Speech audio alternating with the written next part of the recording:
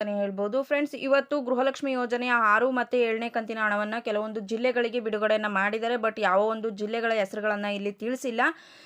ಹಣ ಮಾತ್ರ ಬಿಡುಗಡೆ ಆಗ್ತಿದೆ ಅನ್ನೋ ಒಂದು ಮಾಹಿತಿಯನ್ನು ನೀಡಿದ್ದಾರೆ. ಸೊ ಇದ್ರ ಜೊತೆಗೆ 3 ಗುಡ್ ನ್ಯೂಸನ್ನು ನೀಡಿದ್ದಾರೆ. ಮೊದಲನೇ ಗುಡ್ ನ್ಯೂಸ್ ಏನಂತ ಅಂದರೆ, ಕರ್ನಾಟಕ ರಾಜ್ಯ ಸರ್ಕಾರದ ಕಡೆಯಿಂದ ಹೇಳಿದ್ರು. ಸೊ ಯಾರಿಗೆ ಹಣ ಬರ್ತಿಲ್ಲ ಅವರು ಅಕೌಂಟನ್ನು ಓಪನ್ ಮಾಡಿಸಿ ಪೋಸ್ಟ್ ಆಫೀಸಲ್ಲಿ ಅಂತ. ಸೊ ಯಾರೆಲ್ಲ ಅಕೌಂಟನ್ನು ಓಪನ್ ಮಾಡಿಸಿದ್ರಿ, ಸೊ ಅಂಥವ್ರಿಗೆ ಇವಾಗ ಹಣವನ್ನು ಬಿಡುಗಡೆ ಮಾಡ್ತಾ ಇದ್ದಾರೆ ಅಂತಲೇ ಹೇಳ್ಬೋದು.